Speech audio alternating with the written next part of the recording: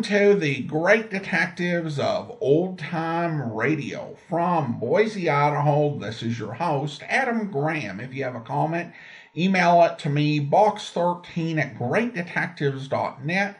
Check us out on Instagram, instagram.com/greatdetectives.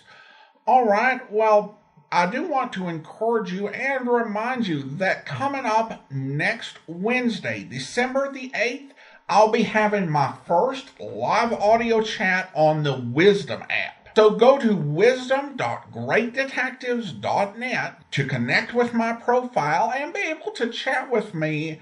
It's December 8th at 6:30 p.m. Mountain Time. That's 8:30 Eastern and 5:30 Pacific. Also, I haven't mentioned it this year, but we do have a feed of all of the Christmas programs we've done on the Great Detectives of Old Time Radio. Check it out at christmasfeed.greatdetectives.net. Now, let's get into this week's episode of Philo Vance. The original air date, September the 28th, 1948, and the title is The Argus Murder Case.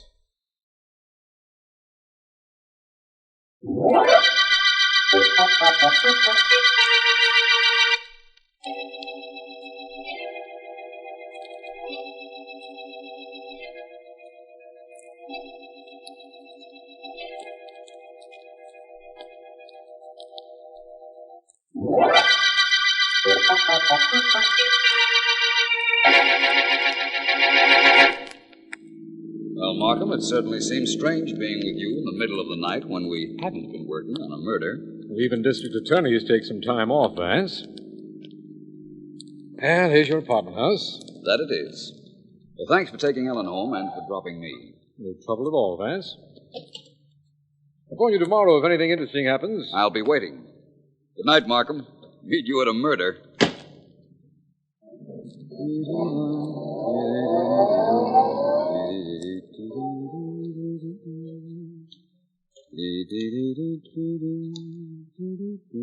I beg your pardon, Mr. Vance? Yes, I'm Vance. I've been waiting here in front of your house for hours. Mr. Vance, I'm Edgar Walters. I must talk to you. It's about my wife. She's missing. There's nothing I can do about that tonight. Not at this hour. But you've got to do something, Mr. Vance. I'm desperate. You know that gambling ship that's anchored offshore? Yes, I know about it. Why? Well, my wife went out there this evening to gamble with Lucky Saunders. He owns the ship. She can't help gambling. She has to. Cards, roulette, horses. It doesn't make any difference. There are people like that. But as long as you know where she is, Mr. Walters. I know where she was, Vance. All gambling stops on board at 2 a.m. And it's almost 4 now. She should have been home an hour ago. I know something has happened to her. And you want me to find out what, if anything? You're a private investigator, Vance. And I'll pay you well. I'll go upstairs and change my clothes. Be on my way in half an hour. Here's my card, Vance. Call me as soon as you find out anything, will you? And thank you. Thank you very much. You're quite welcome, Mr. Walters. I only hope I give you a real reason for thanking me before long.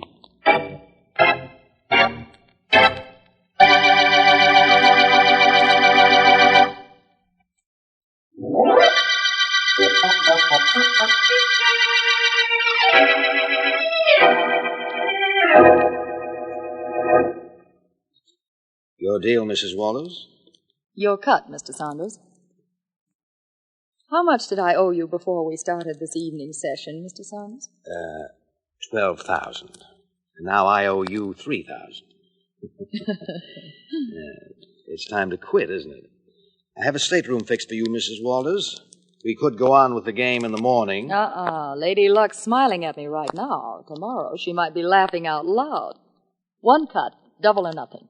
For 3,000? That's right. If I win, you join your friends, Mr. and Mrs. Henderson. Leave, huh? Oh, if I win, I'll stay here on board. There are no more water taxis to shore. I sent the last one off an hour ago. The Hendersons don't mind spending the night aboard ship. Your cut, Mr. Saunders. As you say. There we are. 9 of diamonds. 9's the Queen of Clubs. That makes 6,000. Queen of Clubs again. That's the third time you've picked that queen, Mrs. Walters. I suggest we quit. You won 6,000. I have it here in my safe. I'll get it for you. Maybe you won't have to get me anything. Or 12,000. Double or nothing, Mr. Saunders. One cut? One cut. They say never fight the cards, but there is also a law of averages to be taken into consideration. Your cut first. 12,000 or nothing. You are a gambler, aren't you? Very well, my cut. The... Queen of clubs. Why, yes. You seem surprised. You shouldn't be. You've had a strange affinity for that card since we started. Perhaps we'll discuss that a bit after I've cut. There. Oh, Jack of Diamonds. You win 12,000. Once more. Hardly. You want the cash now? I think so. Then in the morning, with my friends, Mr. and Mrs. Henderson, as bodyguards, I'll leave the ship. Really, Mrs. Walters? Would you like to cut double or nothing on that, too?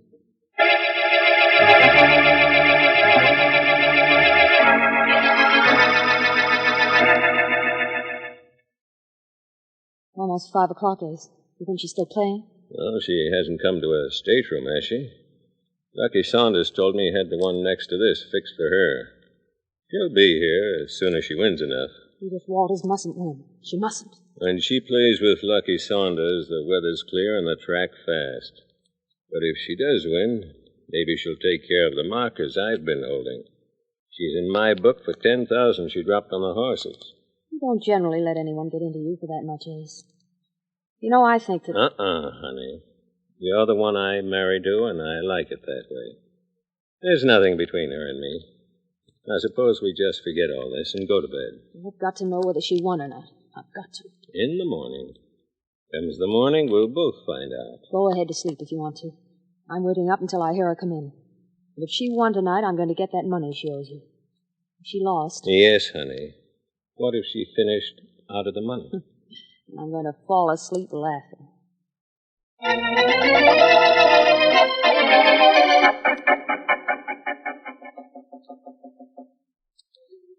Mary Henderson. What do you want? You mean, what do we both want? Me and this gun. Same answer, though. We both want you. You're being a little dramatic, aren't you, Mary? Maybe. How much did you lose to Saunders? I don't know that it's any of your business, but I didn't lose. That's what I was afraid of. You know, I don't like you, Edith. I gathered that quite some time ago. I liked you more when I first met you. I despised you then. I was praying you'd lose to Lucky Saunders tonight. Sorry to disappoint you.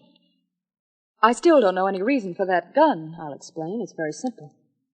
There are no boats leaving for shore, and certainly none coming out from shore for the next couple of hours. We're practically alone on this ship. You and I, my husband, and Lucky Saunders. So? So you've got no means of either getting off or getting help. And I wanted to announce to you personally that you'll never leave this ship alive. You've lost sight of one thing, haven't you, Mary? My husband knows I came out here. Your husband thinks you came out here. Nobody knows except my husband, Lucky Saunders, and I. And I'm sure none of us will ever remember seeing you on board.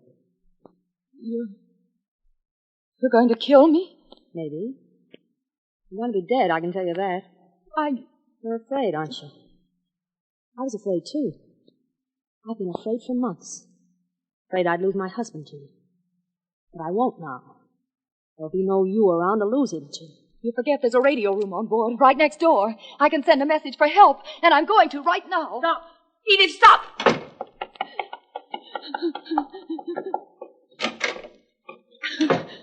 Oh, one of these switches turns on the microphone. One of them does. It must be this one. It's got to be. Anybody who can hear me anywhere, get in touch with the police. I'm going to be murdered. Listen, my name is Edith Walters. I'm on board the gambling ship Argus. Please, if anybody hears this, get in touch with the police. Tell them to come out here. Tell them to hurry. They're coming in for me now. Tell them to hurry. Hurry before... It's too late. This is Edith Walters. Call the police!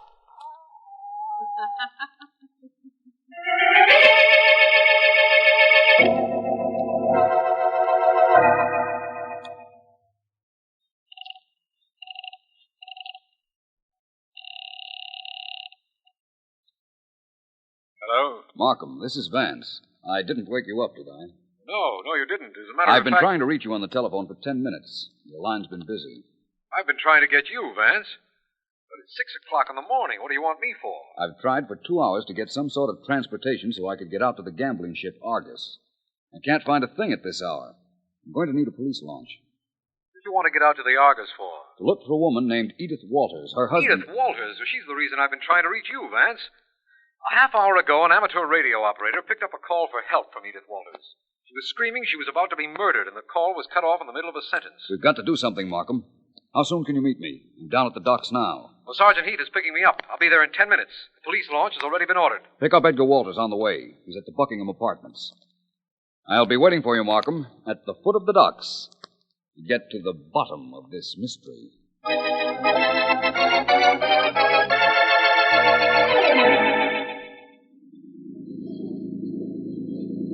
Take it easy, Walters. We'll be out at the gambling ship very shortly. I know, Vance. It's just that I'm afraid of what we'll find when we do get there. Vance, we're a little bit lost. This fog is so heavy, the launch pilot says he can't see a thing. We're going by compass, but we don't know exactly where the Argus is anchored. Oh, I know, Mr. Markham. It's exactly 2 miles along the coastline from the dock. Then we round a blinker light and head due east into the ocean. I was out there only the other night with my wife, and that's how we got there. Oh, that's fine, Walters. Thanks. I'll tell the pilot. Sergeant Heath. Don't take it so hard, Walters. Things may not be as bad as you imagine. No, maybe they aren't. All I'm sure of is that they couldn't be any worse.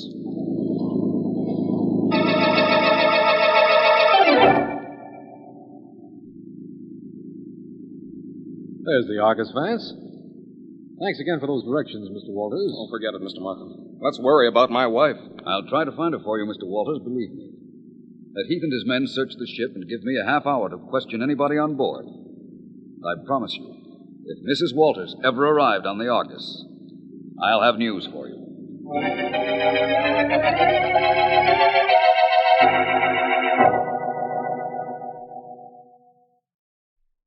You going to use the master's cabin as an office, Vance? Temporarily, Markham. What luck has Sergeant Heath had? None at all. He's had men searching this ship for a half hour. They can't find Mrs. Walters' body, and they can't even find any evidence that she ever was aboard.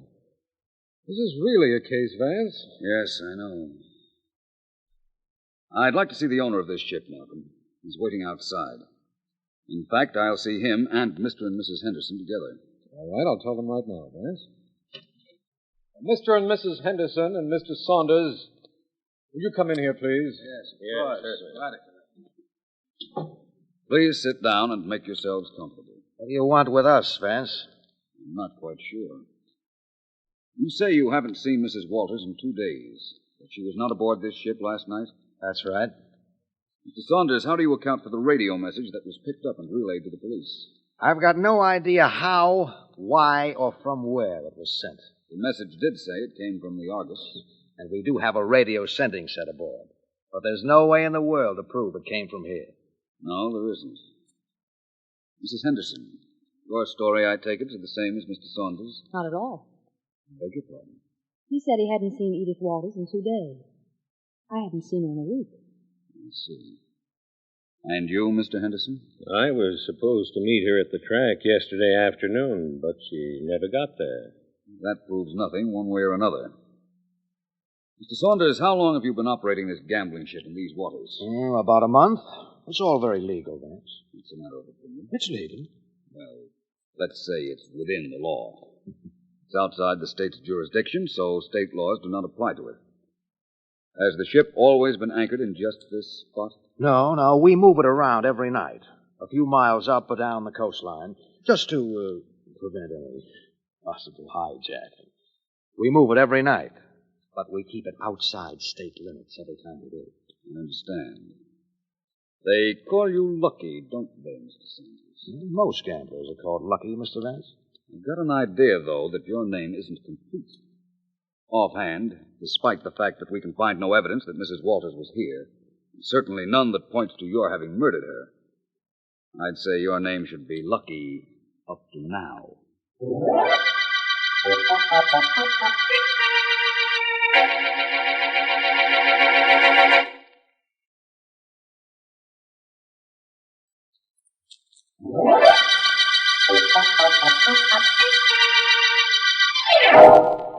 This is District Attorney Markham. The Argus murder case started when Edgar Walters came to Philo Vance, asking him to help find Walters' wife. She had gone out to a gambling ship, the Argus, but nothing had been heard from her for several hours. Then, an amateur radio operator relayed a frantic message from Mrs. Walters to the police, and it sent Vance, Sergeant Heath, and me, along with Mr. Walters, out to the Argus. There we met Lucky Saunders, owner of the ship, and Mr. and Mrs. Henderson, both of whom knew Mrs. Walters, and both of whom deny she was ever on board. Hey, Mr. Vance. Oh, yes, Sergeant Heath. I was just on deck getting a little air. What have you found? I haven't found a thing. No trace of Mrs. Walters anywhere on board, but I'm sure that dame was on board this boat, Vance, and that she was murdered. How do we prove it? We don't. We can't unless we find the body. And if she were murdered and the body thrown overboard, which is probably what happened, if she were murdered, we'll never find it. Hey, I never heard you so pessimistic before, Vance. Never had more reason to be, Heath. I'm going ashore to check over my facts, and I'm taking Mr. Walters with me. I'll contact Markham if I find out anything.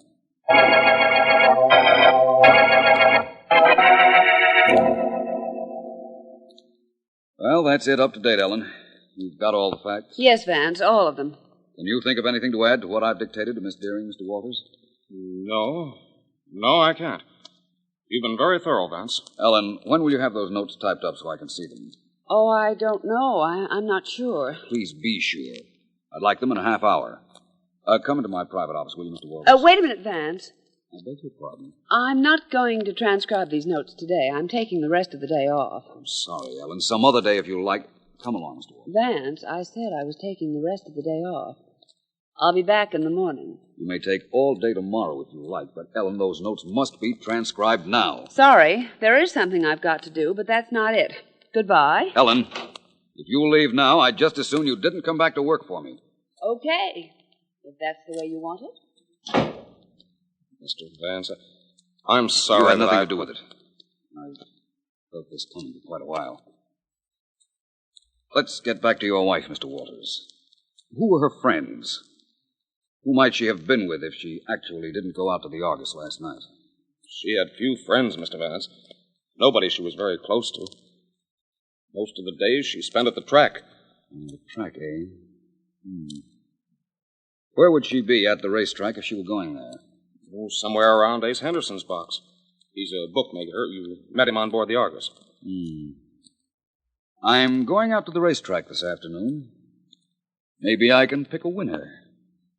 That has nothing to do with horses.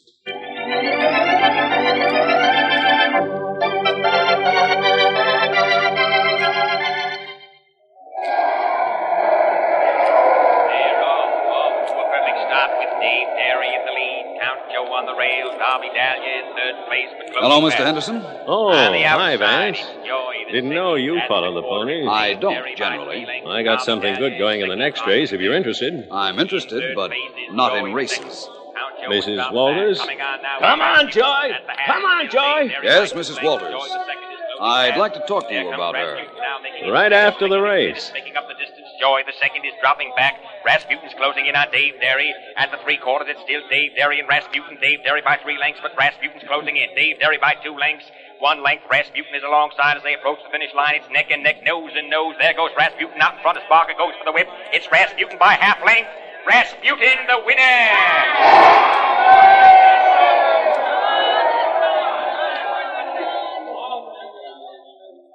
In second place, Dave Derry. Third place, Count Joe. Winner's time, 1:37. Next race, 20 minutes. Well, Vance, I dropped a few on that one. We won't bother then about the good thing you had for me in the next race. Henderson, how much did Mrs. Walters owe you? Oh, a few... 10,000. How did she intend to pay you? That's never my problem, Vance. Isn't there some way bookmakers have of making sure that their clients do pay them? Yes, there is. What is it? What happened to Mrs. Walters?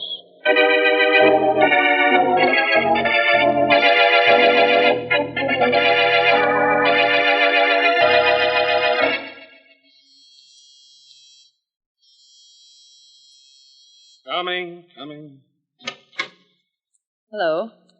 Oh, I don't think I know who you are, do I? You should. I'm Ellen Deering. I was Philo Vance's secretary. Remember me now, Mr. Walters? Oh, yes. Yes, of course I do. Well enough to ask me to come in? Don't bother. I don't need an invitation. I don't understand what you want with me. Don't you? Okay, then I'll tell you. I'm the only one that knows that you murdered your wife. Do you want to know how I know you murdered her? I didn't kill her. I haven't even seen her since she left here yesterday morning. Oh, no? You told the police you'd been out to the gambling ship exactly a week ago, right? Of course that's right. They changed the position of that ship a couple of miles every night. Yet the time when you and Vance and Markham went out there, you gave exact directions on how to reach the Argus. Now, the only way you'd have known that is if you'd been there earlier. Well, that's now, right, don't get excited. Nobody realizes that to the fact except me. And what do you want? Money. 10,000 will do. I don't have that kind of money. Well, then go get it. Here's my apartment address.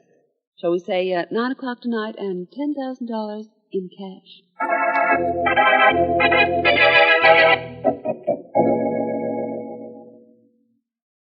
What time is it, Vance? 2 minutes to 9. Pardon, Ellen? Yes, but I'll go through with it. You were right about Walters, of course, but what happens when he gets here? I'll be in the next room. You get him to talk and tell the whole story. Take the money. Then I'll come out and take him. Well, suppose he has other ideas. Ideas that he can pay me less expensively with a bullet than with a bundle. What then? Don't worry, Ellen. Nothing will happen to you, I promise. Oh, listen, that's the door. And that'll be Walters. Vance, please stay close. Hide, but stay close just in case. Don't worry, Ellen. I'll be... Well, right on time, Mr. Walters. Come on in. Oh, no. You're coming out. Out here in the hall. Come on! Hey, listen, you're hurting my arm! Your apartment might have been a trap. Taking no chances. We'll talk out here in the hall. I just locked your door, and here's the key right here in my pocket.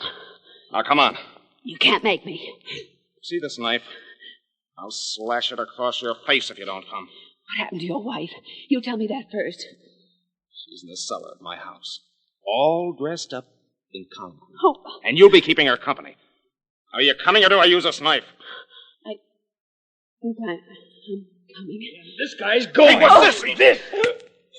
Oh, Sergeant Heath. Am I glad to see you? Didn't you expect me? Oh. Didn't Vance tell you he asked me to be here in the hall in case this guy got cute? No, he didn't. And that reminds me. I've got something to say to Mr. Philo Vance.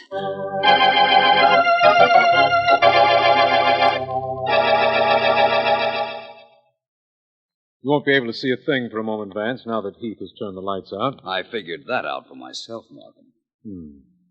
The FBI have done this, Vance, taken movies of an actual confession, but it's not done too often in police work. I think you're entitled to see the film, though. The film featuring Edgar Walters in his first and last starring role. Okay, Markham. Let's see and hear it. All right. Heath, let's have the film. All right. This is Edgar Walters. Of my own free will and volition, I'm confessing that I murdered my wife by going out to the gambling ship, Argus, in a small boat I had chartered the day before. I met her by arrangement, and I killed her as soon as we reached land. Her gambling was ruining me. I had to kill her. I don't know how anybody could have figured my actions, but Philo Vance did. All right, Heath, let's have some lights. All right, Mr. Markham. Very interesting, Markham. Very interesting explanation. Which reminds me, I've got some explaining still to do to Ellen Deering. She won't be satisfied till she knows the whole story. But then, neither was I.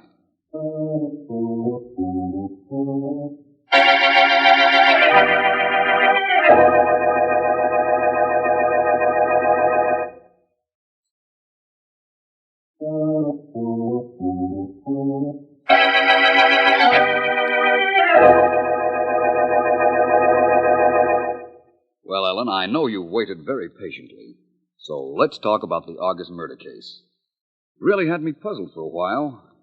I was quite certain that Mrs. Walters had been on board the Argus, But the denials of Lucky Saunders and Mr. and Mrs. Henderson threw me for a while. Why did they lie, Vance? They all had reason. Saunders would have made himself a wonderful suspect if he'd admitted that Mrs. Walters had been on board, and in addition, had given his gambling ship a bad reputation. A gambling ship, a bad reputation? Well, that sounds like a reason skunks don't eat scallions, but I'll buy it. Why did the Hendersons lie? Mrs. Henderson hated Edith Walters. And Edith Walters was welching on money she owed Ace Henderson. Both would be ready-made suspects if they told the truth. I suppose I'm dumb, but it's hard to figure out why Walters came to you in the first place. He was trying to be smart. He figured it was a perfect alibi to ask me to work on his wife's disappearance. He knew I couldn't possibly get out to the gambling ship at 4 a.m, but he could, and he did. But what about that radio message that Mrs. Walters sent? Mrs. Henderson admits now that she threatened Edith Walters, that Mrs. Walters ran into the radio room and sent the message that brought us out to the Argus. And then? Then, while she was sending the message, Saunders came along, let himself into the radio room with his own key, and put his hand over Mrs. Walters' mouth. He didn't want the police out on his boat, naturally. Commonly known as Max. Then what? Then Saunders talked Mrs. Henderson out of any desire for personal revenge against Edith Walters, and saw to it that Mrs. Walters got to her cabin. But she had arranged with her husband to meet him, as we know, and she rode with him to the shore and her death. It was a very clever plan Walters had. There's a moral in this somewhere. Something about wives not gambling. Or playing around with gamblers. That was the beginning of Mrs. Walters' trouble. Yes, I suppose it was. And this is the end of the Argus murder case.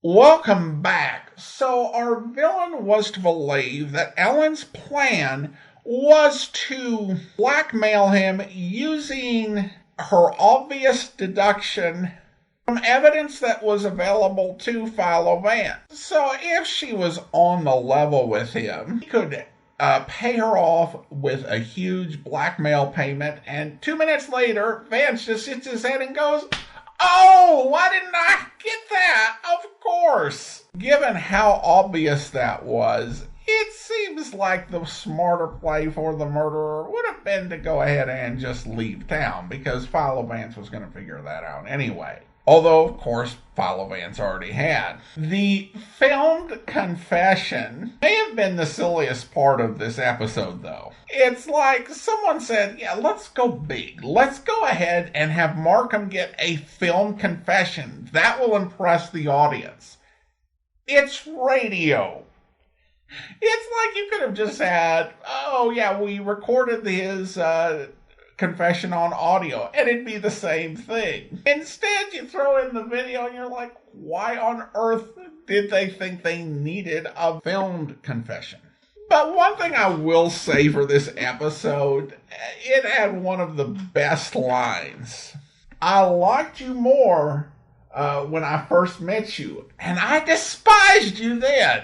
That is the type of dialogue that I'm just here for with Philo Vance. Well, I hope you enjoyed that as much as I did. It was fun, even some of the really odd parts followed. All right, listener comments and feedback now.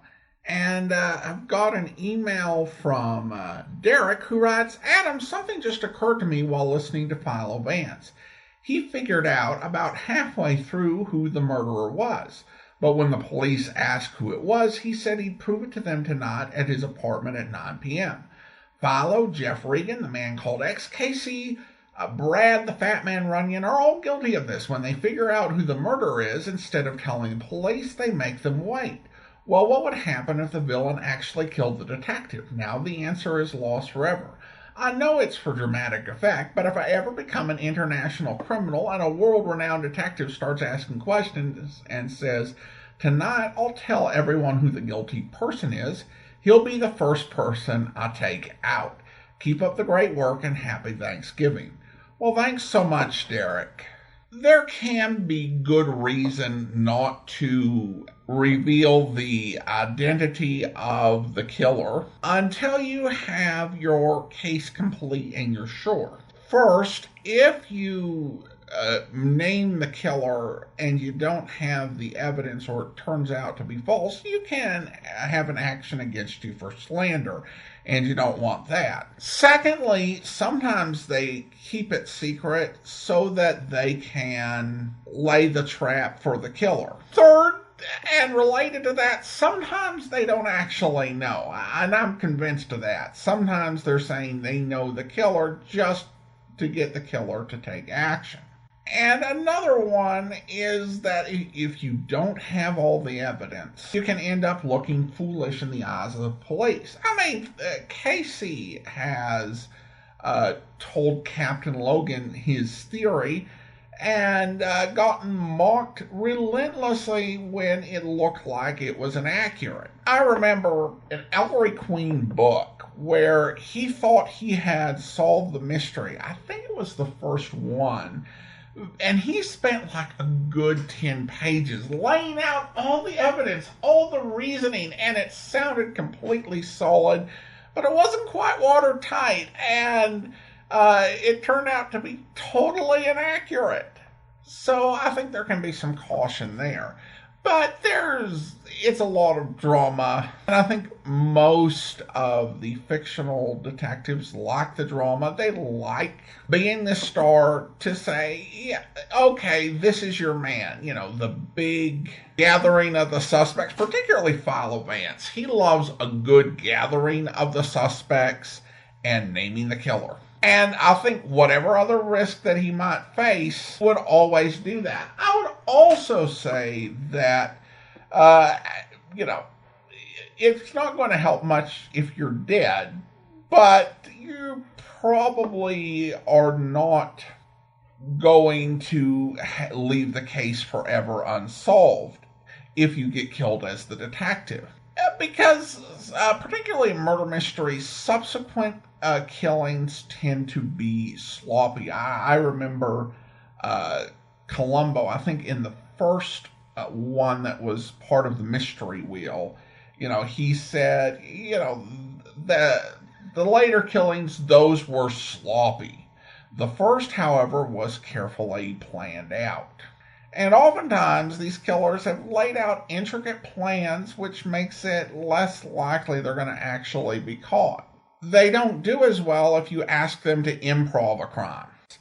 Sometimes I get very trollish comments posted on the website, but occasionally, like when we had that whole discussion where somebody suggested that I become the executive producer, occasionally they'll come up with something that's interesting and worth addressing. And indirectly, this troll raised a question of what actually inspired me to insert commentary on previously released works. And it's wasn't something I'd actually actively ever thought about. At least not as far as I can remember. Going back decades, you had things like, the Late Late Show, where you'd have some person serving as host who would introduce the movie being aired, talk about the stars, and then kind of do commercial bumpers. Or they might do trivia. I remember a program on Channel 11 when I was in Washington State, where there was a gentleman who hosted the midday movie, and they would, call people and give away money during the commercial break. I think trivia may have been tied to it. But it was just kind of that sort of basic thing, But I think that began to change in the 80s and 90s. And you began to see more personality and more commentary being added onto the movies. Of course, you had American Movie Classics, now known as AMC, back when they showed classic movies with all the original series that they're known for. I feel like one of the few people in the world who knows that AMC originally stood for American Movie Classics. And for some films, they would have people come on and not only introduce the show, but give some little bits of trivia and tell some, stories about what happened behind the scenes, informations on the actors. And then you had Joe Bob Briggs, who in the 90s had a series called Joe Bob's Drive-In Theater. And also in the 90s, there was Dinner and a Movie. And while these had different approaches, with Briggs adding in sarcastic humor, and Dinner and the Movie tending to add in recipes and, light banter, they were really shaking up, showing that value could be added with commentary, discussion, and even off-topic banter. And even though I was not an avid fan, I think I took the lesson to heart. And that's part of the reason why it did not seem odd or out of place to start recording a podcast with commentary and doing different things around the episodes. So while their efforts were different from mine, I think they were a definite inspiration. And so I'd never thought of it before, but they set a precedent that I kind of followed. Now it is time to thank our Patreon supporter of the day. Thank you to Barry, Patreon supporter since July 2015, currently supporting the show at the Master Detective level of $15 or more per month. Again, thanks so much for your support, Barry. That'll actually do it for today. If you are enjoying this podcast on YouTube, be sure to like the video, subscribe to the channel, and mark the notification bell. We'll be back next Thursday, another episode of Philo Vance, and then join us back here tomorrow for an adventure with yours truly, Johnny Dollar, where... Expense account item 1, $49.15. Plane fare and incidentals, Hartford to Toledo. En route, I read over the details concerning the case. 37 stolen merchandise claims had been filed and paid off in what looked like a first-class shoplifting epidemic in Toledo. I parked my 2 bags at the Commodore Perry Hotel and went over to the main police station. Lieutenant Sturgis was in charge. Sit down. Thanks. Federal Insurance and Claims Adjusters, huh? That's right. You're here to find out what we've been doing about all this shoplifting, is that it? Well, we represent the insurance companies who've had to pay off on these theft claims. Yeah, sure, I see. Well, where do you want to start? Let me see. How about this Maumee dress shop, Lieutenant? Okay.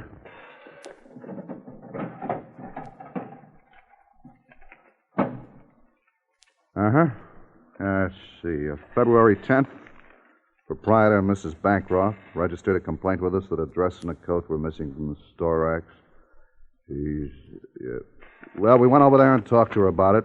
Made out the report as another shoplifting job and put a description of the coat and the dress in the hot sheet. Mm-hmm. Dress wholesaled at $113. Coat had a fur trim. Went at $395. Yeah. Looked a little better than most shoplifting jobs to us. We had it in mind when we got another complaint 3 days later from a place over on Oak Avenue. That'd be, Milady's Shoppy? Yeah. Negligee and a silk robe. Yeah, we covered that one, too. Both of them came to $286. Yeah, same thing as the mommy. Clerks hadn't seen anyone, didn't know anything. The week of the 15th, we had 2 more complaints. On the 23rd, 3 complaints. They've been coming in regular ever since. Actually, the last one was 3 days ago. Always the best stores, always expensive merchandise. We rounded up every known shoplifter in our files, and we've had our store personnel at all of our lineups. No one's been able to make an identification so far. I hope you'll be with us then. In the meantime, do send your comments to box13@greatdetectives.net. Follow us on Twitter at Radio Detectives, and become one of our friends on Instagram, instagram.com/greatdetectives. From Boise, Idaho, this is your host, Adam Graham, signing off.